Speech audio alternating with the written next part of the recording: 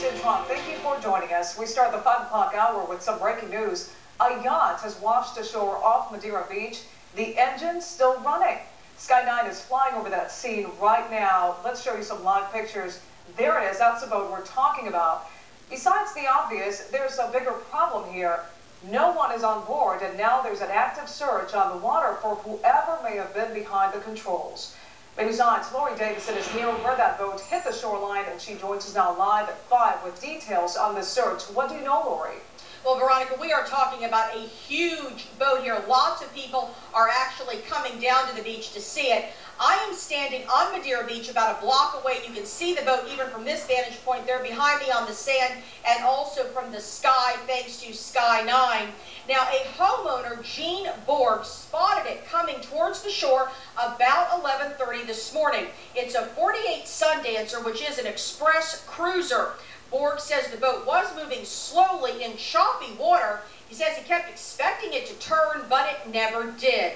The Coast Guard says it was on autopilot. The boat finally stopped when it hit hard sand.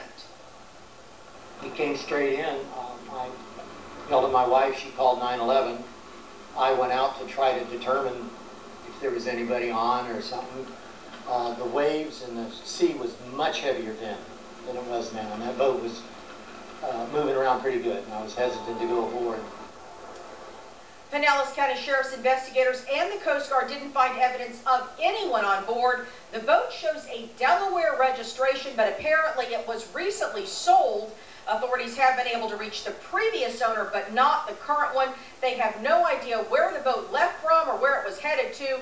Right now, the Coast Guard does have a helicopter and 2 small boats out looking in the water for anyone who might have fallen overboard, but they really have no idea at this point exactly what they're dealing with. Veronica?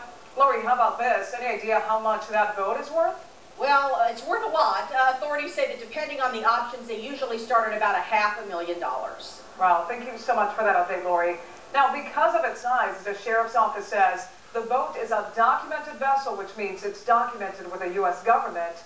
The Sheriff's Office is handling this investigation into what happened, and the Coast Guard is handling search and rescue operations. Of course, we'll have more on the story as soon as it comes into our newsroom.